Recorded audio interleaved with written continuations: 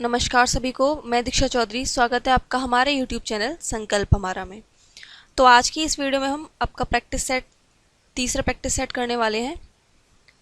तो first question जो है हमारा वो है, commission is defined under the commission for the protection of child right act 2005। यानी बाल अधिकार संरक्षण आयोग अधिनियम जो हम पढ़ चुके हैं में आयोग परिभाषित है। आयोग शब्द किस में परिभाषित किया गया है ये पूछ रहा है क्वेश्चन में। तो इसका राइट आंसर क्या होगा? क्या सेशन 2A में किया गया है, या सेशन 2B में, सेशन 2C में, या सेशन 2D में? तो देखिए इसका जो राइट आंसर है वो है डी, सेशन 2D में क्या किया गया है? आयोग शब्द परिभाषित किया गया है। किस में? बाल अधिकार संरक्षण आयोग में कौन सा शब्द परिभाषित किया गया है?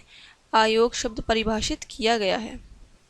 इसके बाद जो हमारा नेक्स्ट है 52।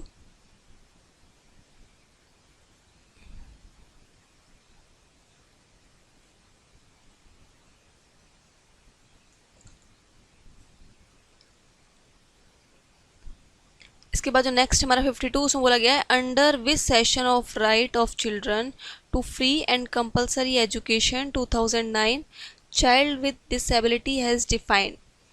तो right of children free education यानी RTE, right to free education act में जो हमारा disability has been, child disability जो डिफाइन किया गया है शब्द, वो किस में किया गया है?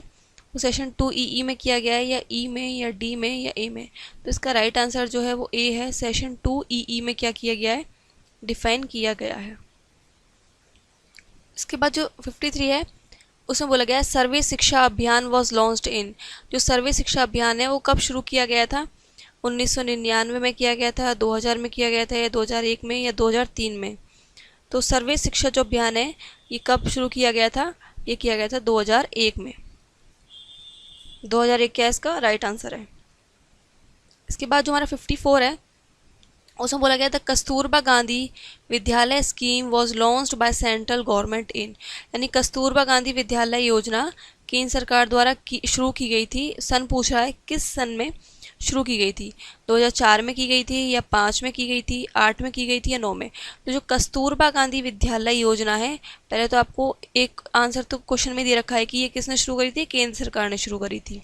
दूसरी बात, कौन से सन में शुरू करी गई थी? तो ये 2004 में शुरू की गई थी। इसके बाद जो हमारा अगला है वो है 55। उसमें बोला गया, the highest decline in infant mortality, यानी शिशु मृत्यु दर में सबसे अधिक गिरावट दर्ज की गई है। तो कौन सा राज्य है ये आपको बताना है। उत्तर प्रदेश में की गई है, या कर्नाटक में की गई है, या महाराष्ट्र में की गई है, या AB दोनों, यानी उत्तर प्रदेश में, कर्नाटक, दोनों में? तो इसका जो राइट आंसर है वो क्या है? उत्तर प्रदेश में और कर्नाटक, ये दोनों इसके राइट आंसर हैं। तो डी इसका क्या होगा? राइट आंसर होगा कि AB दोनों। उत्तर प्रदेश में भी की गई है, शिशु मृत्यु दर की क्या हुई है? कमी हुई है उत्तर प्रदेश में। और कहाँ हुई है? कर्नाटका में।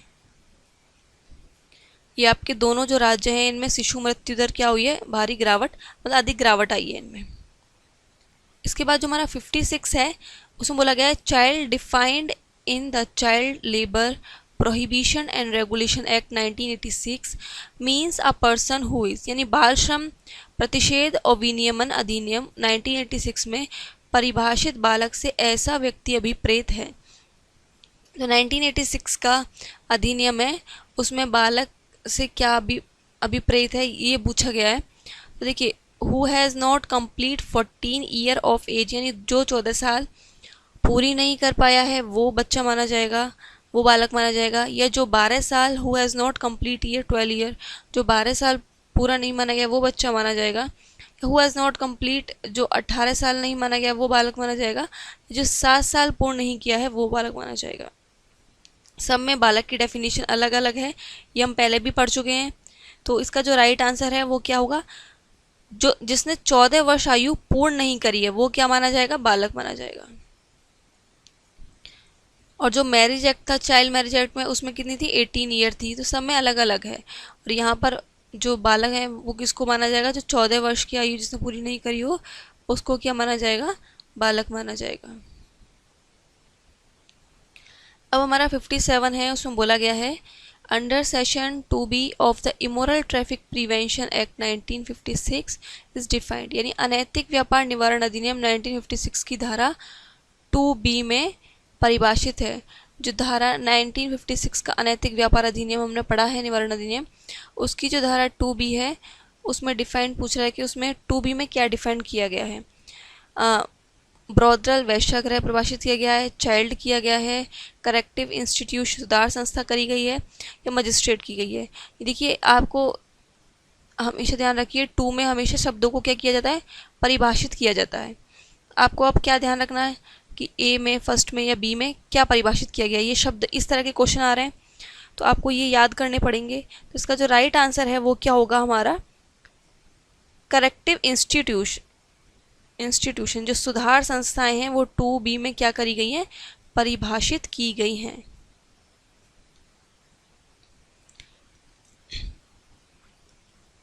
इसके बाद जो 58 है उसमें क्या बोला गया है, under the protection of child from sex offence act 2012 in which section the sexual harassment defined, यानी लैंगिक अपराधों से बच्चों के संरक्षण अधिनियम 2012 के अंतर्गत परिभाषित किस धारा में लैंगिक उत्पीड़न हो गया है।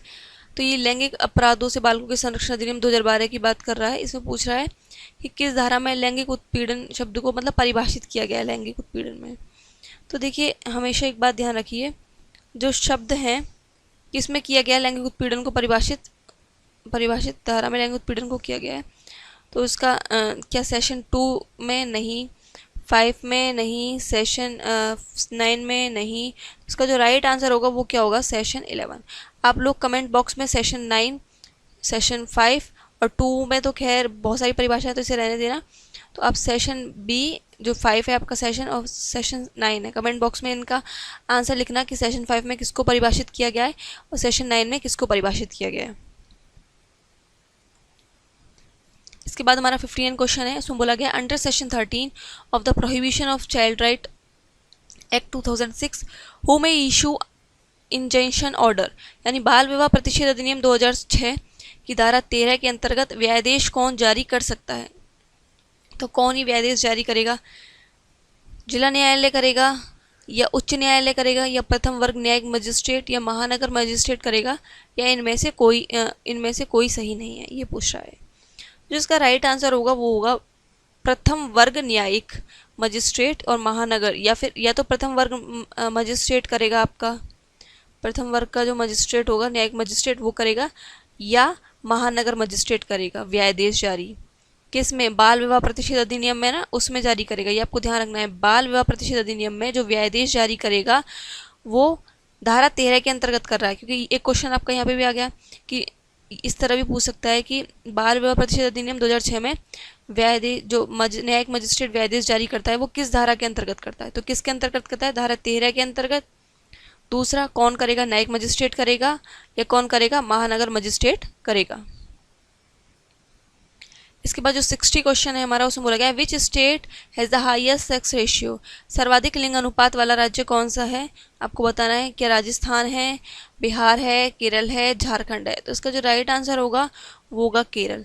केरल जो है वो क्या है, सर्वाधिक लिंग अनुपात वाला राज्य है। सर्वाधिक लिंग अनुपात वाला क्या है,